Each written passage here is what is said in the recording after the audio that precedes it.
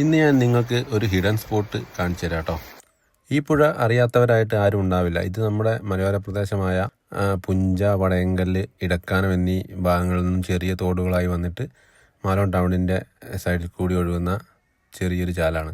ഈ പുഴ നമ്മുടെ കൊന്നക്കാട് വള്ളിക്കട് വഴി വരുന്ന ചൈത്രവാഹിനി പുഴയായിട്ട് കൂടിച്ചേരുന്നത് നമ്മുടെ നാട്ടക്കല്ല് വെച്ചിട്ടാണ്.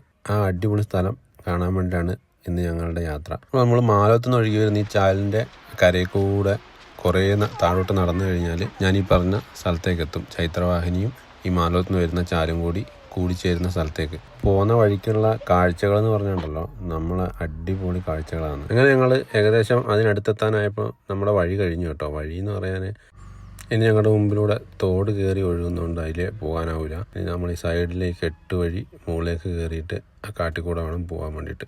ഈ വഴിയൊന്നും ആരും വരാറില്ലാത്തൊരു വഴിയാട്ടോ, മീൻ പിടിക്കാനുള്ളവർ മാത്രം വരുന്നൊരു വഴിയായത്. അങ്ങനെ ഞങ്ങൾ ഏകദേശം നടന്ന് ഈ 2 പുഴയും കൂടി സംഗമിക്കുന്ന സ്ഥലത്തേക്ക് എത്തി കേട്ടോ. ഈ ഒഴുകി വരുന്ന പുഴയാണ് ചൈത്രവാഹിനി പുഴ. അപ്പോൾ ഇതാണ് കേട്ടോ ഞാൻ പറഞ്ഞ 2 പുഴകളും സംഗമിക്കുന്ന ആ സ്ഥലം. ഇവിടെയാണ് മാലോഞ്ചാൽ ഒഴുകി വന്നിട്ട് ചൈത്രവാഹിനിയിലേക്ക് ചേരുന്നത്. ഇവിടെ ഈ പുഴയ്ക്ക് ഏകദേശം ഒരു 50-60 മീറ്ററിന് മുകളിൽ വീതി ഉണ്ട് 2 പുഴകൾ സംഗമിക്കുന്ന സ്ഥലത്ത്. ഈ ഭാഗം എത്തുമ്പോൾ ഇനി 2 പുഴയില്ല, ഒരൊറ്റ പുഴയേ ഉള്ളൂ, ചൈത്രവാഹിനി പുഴ. ഏതായാലും വന്നതിന് മുതലായി. എന്നാ രസമായി ഈ സ്ഥലം കാണാൻ.